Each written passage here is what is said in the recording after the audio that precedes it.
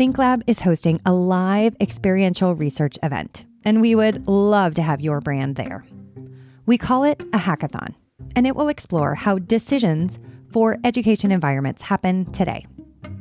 This event will take place as part of the Ed Spaces Conference in Columbus, Ohio.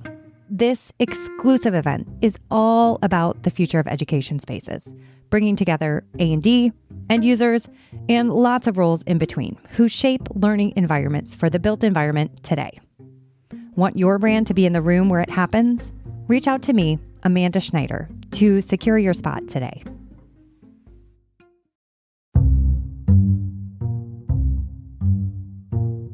What if the biggest clue to solving the future of work is sitting inside today's classrooms? And what if agency, not just intelligence, is the thing that will matter most? Welcome to Design Nerds Anonymous, the podcast that sparks curiosity at the intersection of business and design. I'm your host, Amanda Schneider, founder and president at ThinkLab and speaker, now featured on TED.com. Today is going to be a real treat. We're talking with Tom Vander Ark, a true pathfinder in the world of learning innovation. Tom's the CEO of Getting Smart, a prolific author, speaker, and former public school superintendent who went on to become the first executive director of education for the Bill and Melinda Gates Foundation. He's personally visited over 2,500 schools, advised hundreds of organizations, and sits on multiple national education boards. Tom doesn't just study the future, he helps shape it. In this episode, Tom unpacks how AI, agency, and authenticity are rewriting the rules of learning and likely shaping expectations around the future of work. From outdoor schools in Michigan to biotech labs in California, he shares inspiring, real-world examples that challenge how we design for engagement, community, and contribution. So, in keeping with the theme of this podcast, we ask him to begin by introducing himself and sharing one word that captures the future he sees coming. Meet Tom. I'm Tom Vander Ark. I'm the CEO of Getting Smart. We're an advocacy and advisory firm. We work in education, mostly K-12, but some higher education.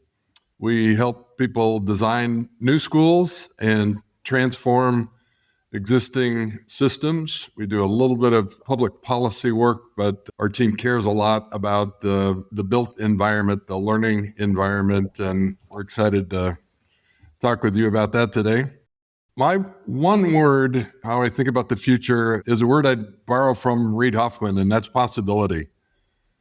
I think we're on the cusp of a brand new age, one powered by AI that just opens up really extraordinary opportunities for work and learning and living and sharing a broader sense of prosperity with a lot more people around the world. I love the optimism. Some would share in your optimism for AI and creating possibility. Others would not. The other, if I had to choose another word, Amanda, would be paradox, because I'm also terrified of the downside. There are a growing number of catastrophic, even existential risks. We're bound to have a dramatic increase in wealth and income inequality. There's lots of scary safety implications, personal and collective, about AI. I'm extremely excited about the potential, and I'm probably not alone or isolated in feeling that right now there's so much that we could choose to worry about and things feel really uncertain. What I find is that when we think about and spend time imagining the future, it can actually calm some of those fears. It can actually do something. What we're trying to do is catalyze action. So when you see and feel and can touch the future in your mind, it inspires you to want to do something today to shape it. That's the entire point. Spending time thinking and discussing gives us the opportunity to shape that better future that we're all hoping for. I'm Kaylin Reed, Applied Insight Strategist, Certified Futurist, and host of the Alternative Design Podcast. We started alternative design as a beacon of hope for our industry at a time when the world was no longer business as usual. At Kimball International, the future isn't something that we wait for. We search for it. And I'm also trying to be mindful of the downside. And I think one of the implications of this paradox is that education is going to be more important than ever. We're just getting started. A quick pause for this short break, and we'll be right back. Now, back to the conversation. I like that you're coupling possibility with paradox. So let's focus on the optimistic side of that. What does AI offer that makes you optimistic about the future? Let me mention 3 data points that might help make this case. The first interesting tweet that I'll mention is Sam Altman said in February that AI can do a single-digit percentage of all economically valuable tasks in the world. That's a wild milestone. Tyler Cowen on April 16 said the new version of O3 is basically AGI, artificial general intelligence. So what Sam and Tyler are suggesting is that we've reached a threshold of having broad access to incredibly powerful technology. In other words, smart machines are now better than most people at most things, particularly economically valuable things. That's one important threshold. The second one's a study that Ethan Mollick did. He's an entrepreneurship prof, which makes me a really big fan. And he's quickly turned into one of the most important interpreters of the future. He did a study with P&G, and he showed that teams working with AI outperformed individuals and teams working without AI. So in short, Ethan says that the future is working together with AI. He calls it a co-intelligence. So that idea of most professional work will be done in teams, and one of those team members is going to be AI and AI agents. So that, I think, is an optimistic view about how we as humans will partner with this co-intelligence. The third one I'll mention is Andrej Karpathy said about 6 weeks ago on X that agency is more important than intelligence. Agency greater than intelligence. I think that's a really profound thought, that now that we've reached this general threshold where artificial intelligence has made knowledge ubiquitous, expertise ubiquitous, that its agency, the self-knowledge and ability to take initiative on our behalf, on behalf of our community, is now the more important human characteristic. And Karpathy was arguing that for centuries, we've thought that getting smarter is the goal of education. And he's really arguing that now the goal is not getting smarter, it's getting more agentic. It's better understanding your gifts and interests and having a stronger sense of personal management, a commitment to contributing to your community, that these are the differentiating factors that are going to be most important. So those are the events of the first quarter that really shape my sense of possibility that life with AI, work is going to be done in teams with AI, and that developing our own agency and developing the agency of young people is now critically important to succeeding in this new age. That's fascinating. And where we often get stuck is, how does that translate? We understand this idea of agency being more important than intelligence, but how does that translate to how we think of how students are learning today and how that might translate to work? That's a great question. And the answer is it's complicated. So Always. I just met with a local community last night to have this conversation. They, like most communities in America, are shrinking. Their school community is shrinking. So we have a declining birth rate in most parts of the country. We have increasing forms of competition in education. We have more charter schools and more private schools, and post-pandemic, a lot more homeschooling. And as a result, most communities across America have shrinking enrollment. And so they have a lot of excess capacity in their schools. And it's frustrating because communities like this, they have about a third of their space open, but it's spread all over the community. So it makes it hard to close schools, but you just have a lot of extra space. The other thing that's happened is post-pandemic, kids aren't coming to school as often. Parents decided that school was more optional when they got kind of a closer look at what happened. And kids are less engaged. And that's post-pandemic, but I think it's also a function of life with these digital machines that we carry around, right? So fewer kids attending less often and less engaged. That's a really complicated problem. And so some of the solutions that we talked about was one, just being a lot more aggressive about marketing the benefits of public education, of the schools that we operate in. The schools are typically terrible at marketing. They think about what they do as a service and they try to be efficient, but we're terrible at marketing. And the built environment link is that schools just have to be a lot more attractive and welcoming. My very first lesson, I was thinking about this while we were getting ready, Amanda. So 30 years ago, I was superintendent in this community and I had a really tough school and I put my best principal in that school. And I went over to visit him the day before school. He's out front with his wife planting flowers. And I'm like, what the hell are you doing, dude? We got school tomorrow. He said, Tom, we painted the lobby and we put rocking chairs in. And we took down that there was a big stand that kept the public away from the central office. And I most want this place to feel welcoming to my new community. So that attention to just the entryway and the feel to create a sense of belonging and welcome, that's the lesson that's made new by these pandemic shortfalls in enrollment. And then the third thing is, in addition to being more aggressive about marketing, being much more welcoming and attractive, we have to be a lot more community responsive about the programs, the schools that we run. That means we have to actually close or sunset some dated programs. We need to launch new schools and new programs that are really responsive to the community and to the workforce opportunities. So I want to acknowledge that this is ironic because this is also in a community that has all this extra space, right? And it's talking about closing schools. And I show up and say, no, you actually have to start some new schools because you have to be responsive to the opportunity set that your community is facing. And so I think those are some of the implications for the built environment.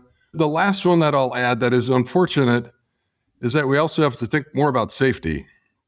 And this is really tricky. A bunch of parents reminded me of this last night. They're saying, Tom, I get the big open spaces, lots of entrances, modular, flexible learning spaces that make it easy for multiple programs to work effectively in a building. And we also need an environment that's safe for our kids. I think that's kind of a new design paradox. So how to add what Larry Rosenstock would call height, light, and exposed structure, that big, open, flexible spaces, but also have a mind for keeping kids safe under multiple situations. I think those are some of the new design implications. I think it's super interesting. We hear Gen Z wants to be back in the office, but we have the Gallup polls for workplace say similar things to what you're saying about these parents not requiring students to come in. It feels like space is more important than ever. But back to your word paradox, we have this paradox that absenteeism is higher, not only in the workplace, it sounds, but in your research with students. So how do we get them to show up? Where in your work do you see data pointing to opportunities? It's a great and difficult question. I actually think the answer is the same for employers as it is for educators. Do you know Josh Person? He's a leading HRIS expert in the world. And Josh runs a conference called Irresistible. And he had a book out by the same name. And he argues we have to create employment opportunities that are irresistible. We actually have to attract employees. We have to retain employees with positive work environments, work experiences, culture, conditions, compensation, that we are competing for global talent and that we need to offer a really exceptional experience. And Reid Hoffman often talks about a tour of duty, that this generation is very likely to sign up for a tour of duty, and that may be 2 to 5 years. Plan on it, because it's inevitable that you're not going to have a lifetime employee, but create conditions under which somebody can join you and contribute during a tour of duty, and then help them move on to the next thing where they can make their contribution. That's part of the new bargain. In the education field, we have the same need that we just have to make school suck less. For most kids, it's awful. It's painful socially and it's boring academically. And we just need environments that are much more pleasant and experiences that are much more motivating. Amanda, this morning I was writing about Design 39 in Poway, California. It's my favorite K-8 school in the country. There's a lot that I love about it. It's a spectacular building. Almost every classroom on the campus opens to the mountains in North San Diego County. So every room has a vista. There's big flexible rooms, so there's a lot of team teaching that happens. Their motto is preparing future leaders for the benefit of humanity. So they really lean into that idea of purposeful, joyful, engaging learning in a beautiful, attractive facility. That's, I think, some version of that has to be the new bargain. We'll be right back after this short break. We are at our best when we have an authentic, deep relationship with all of the people that we work with. When we are brought in early, when we are seen as a partner, that's when we can deliver our best and provide the best outcomes for everyone involved.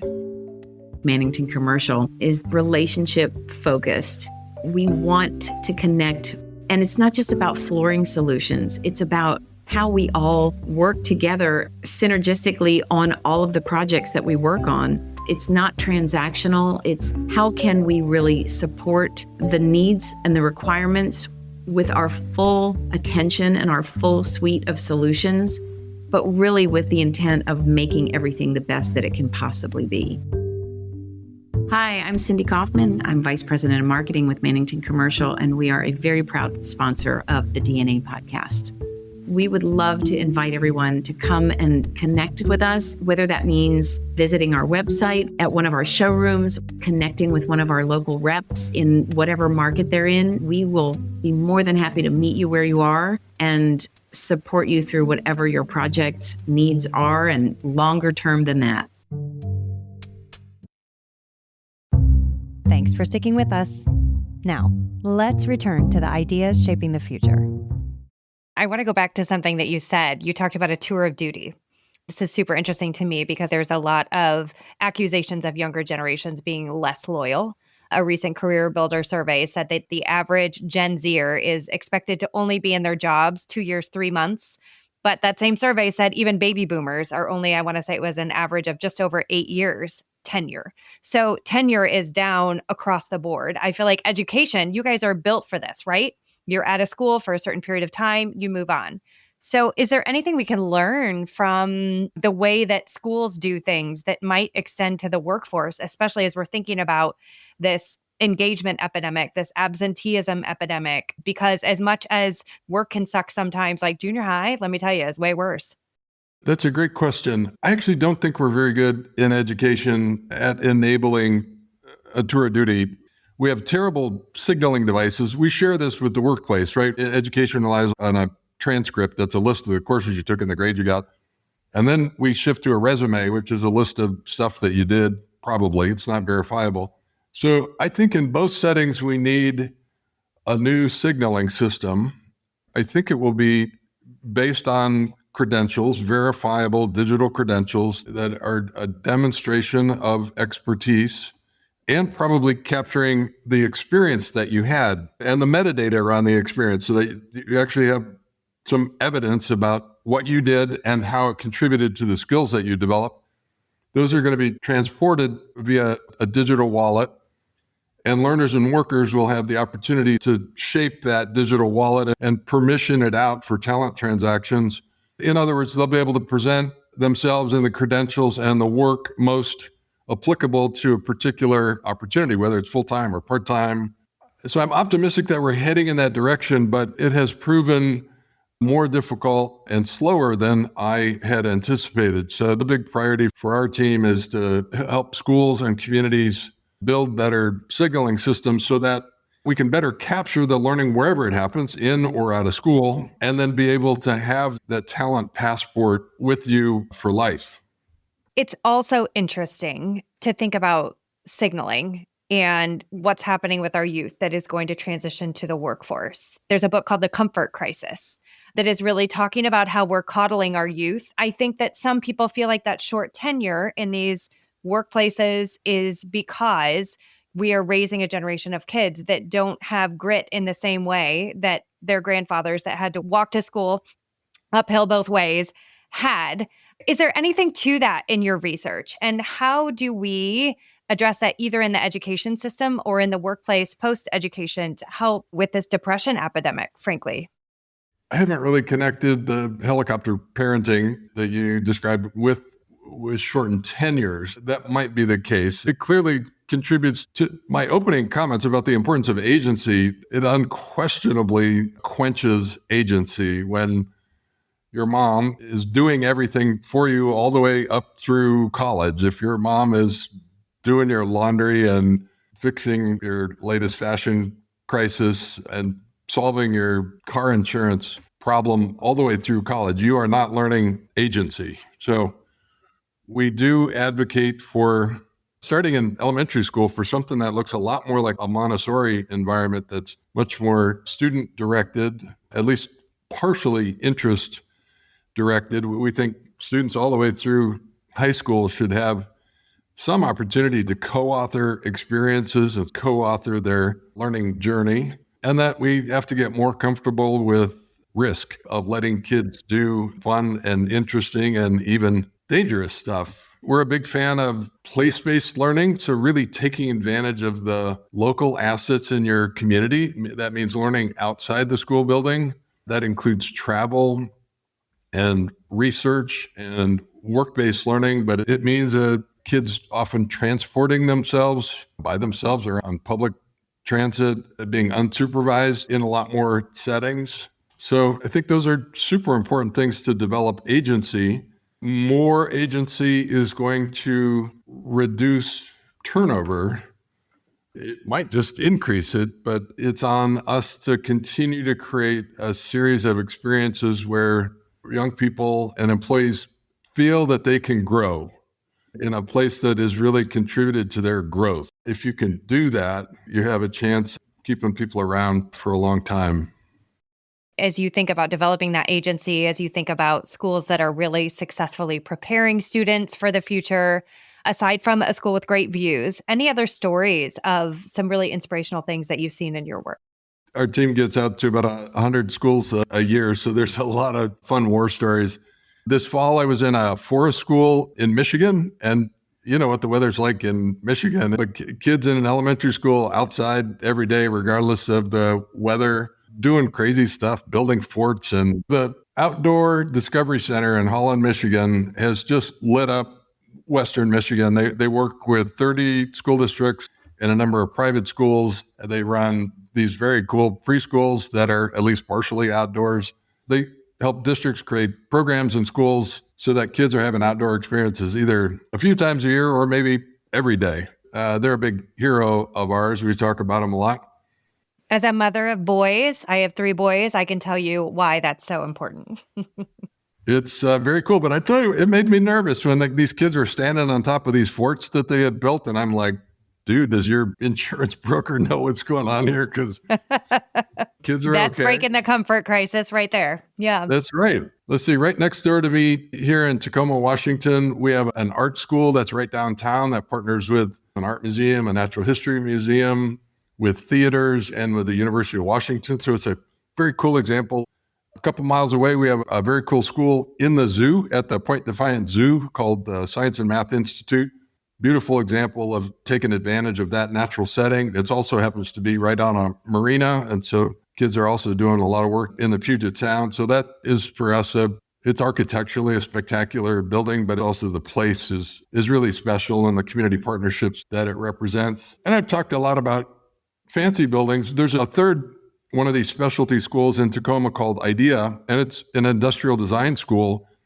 And it's in a really rundown old elementary school that they've partially renovated, But the cool thing is, even in these kind of crappy conditions, the students have extraordinary design opportunities, and they have a lot of different kinds of shops, a metal shop and a wood shop, and they're always building stuff that's part of a community connected project. There's only a couple schools in the country, high schools, that start high school out with a design class. One is Lead Innovation Studios in North Kansas City. Kids learn design and leadership together. So I love that. So it's how to design stuff and how to lead, understanding yourself and understanding leadership opportunities. And kids do these cool impact projects at the end of the year. In Redwood City, right on the Oracle campus, there's Design Tech High, spectacular building, 8,000 engineers next door. And they start out with a design and prototyping class where students learn to express themselves in many different medium. It's in drawing and in sound. They'll learn sewing, welding. They're practicing design thinking and active learning. So those are a couple of cool design-based schools. The Stanford D School is really kind of our sector leader in design thinking, and they have a lot of great school partnerships that help more schools adopt a design focus. Those are amazing examples. So many schools doing cool things. And now imagine telling those kids they have to sit in a cubicle.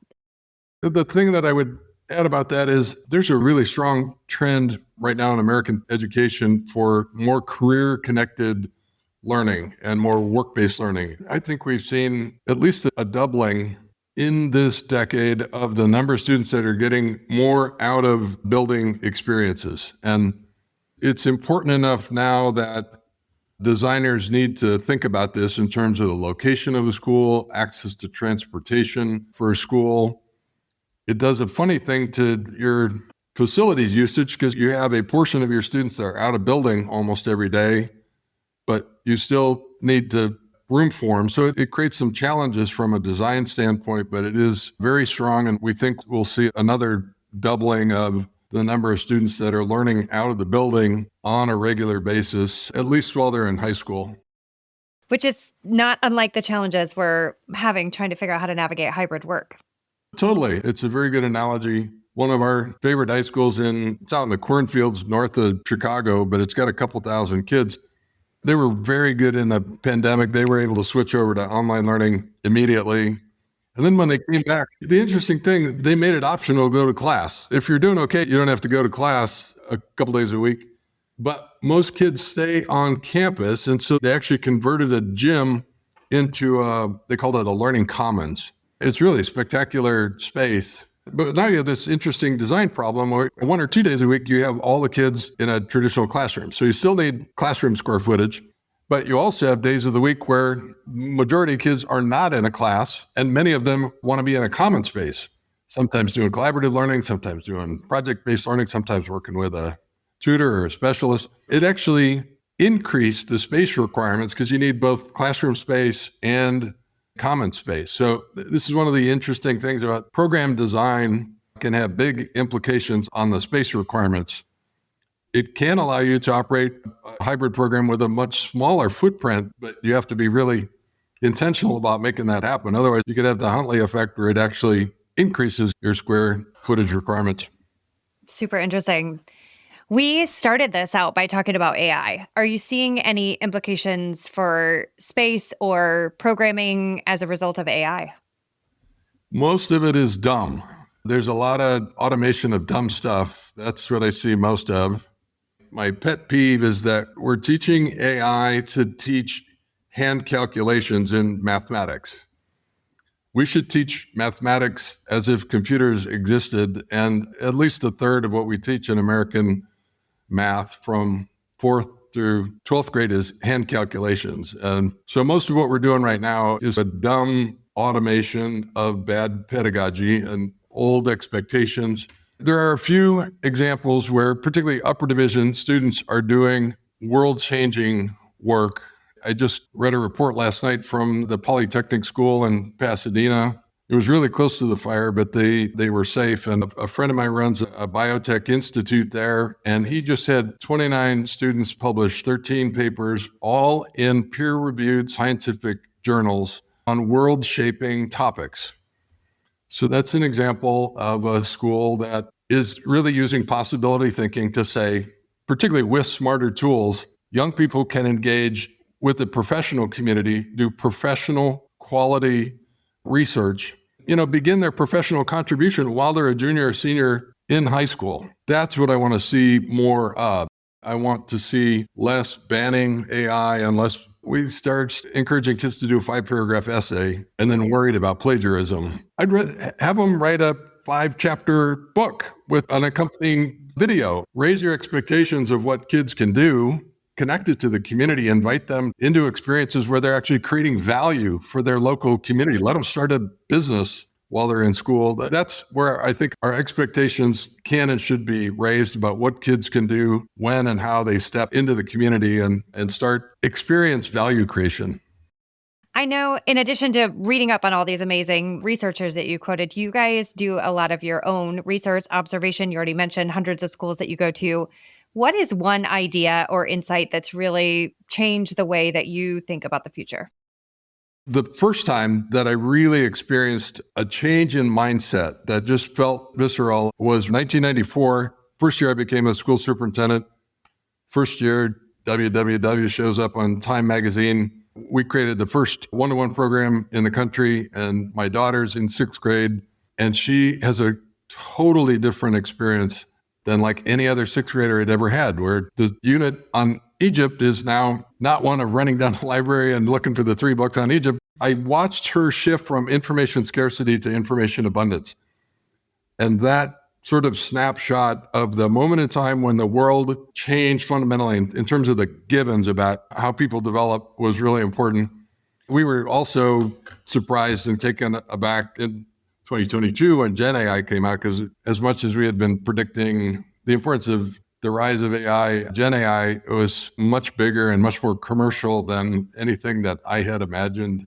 I think we're still 2 years in, just beginning to understand what life and work and learning will be like with this co-intelligence. And anything you're observing with the youngest generation in our midst and differences about them. Gen Z is already in the workplace. Gen Alpha is coming. The screen time is a universal thing, and it's all of us. It's not just our kids, but I just got back from Japan, and it's even worse there. Everybody, everywhere was on screens all the time. Like walking down the street, people are like head down. I've heard at some college campuses, they're having to have warning flashers on the curbs so that students don't walk into traffic. I just got back from a bus ride, and I went by 8 bus stops, and I saw 100 kids at 8 different bus stops, and every one of the kids were head down in a screen. I have grandkids now that are 5 and 9, and screen time's a mixed blessing, right? And are we going to have the home ec for social skills in the future? Yeah, sure. Absolutely. Yeah, this is a whole new set of parenting opportunities, but a set of parenting skills that we all need to develop. There's a lot of good that can come from screen time. Listen, I've been America's leading advocate for EdTech for 30 years, so it pains me to say this, but man, we need to do a better job of managing what kids are consuming, how much they're consuming, and need to help them get outside more often and look up once in a while. Speaking of looking up, let's wrap this with our last and possibly our most important question of the episode, which is fast forward to 2040. What do you see as one radical possibility for the future? Maybe something that feels wild now, but could actually happen. The simple answer is really the gift of a great education for every kid on the planet. When I wrote Getting Smart in 2010, I claimed that we had just reached this threshold where we had the knowledge, the tools, and the capital that we had, for the first time in history, the opportunity to educate every kid on the planet. And it turns out I was probably overly optimistic about the sort of community agreements and political agreements that need to be made to enable that.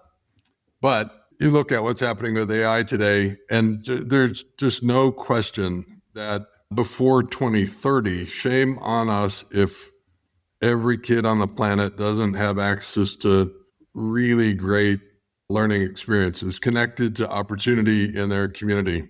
I would add that I hope part of that gift is a design-based education. I'm an engineer and a finance guy by original training, and I would say it was a design-deprived education. And along with agency, what kids are going to need is to exhibit creativity and design thinking, to imagine what's possible and to iterate towards possibilities. So every kid should have access to a design-rich education before 2030. I think our listeners would definitely agree with that. And I think it's one reason for our success behind ThinkLab, because we blend this left brain meets right brain world. I think there's a huge opportunity for designers to speak more business so that they can get in those rooms. And I think there's a huge opportunity for designers to inspire businesses with their creativity. I'm with you. I hope more of that happens. Well, I'm piling on. Let me just add that encouraging human expression, broadly speaking, is more important than ever.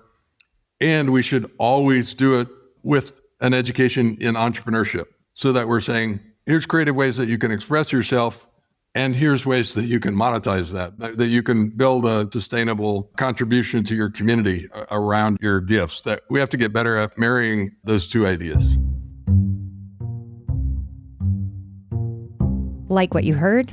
Now it's your turn to shape what's next. At ThinkLab, your voice doesn't just matter. It drives the research behind this podcast. So if you're curious, opinionated, or just ready to make an impact, we'd love to hear from you. Click the link in the show notes to join in on our research and be part of the data that's designing tomorrow. Design Nerds Anonymous is a proud member of the Surround Podcast Network. Special thanks to the podcast production team, Hannah Vitti, Rachel Senator, and Rob Schulte.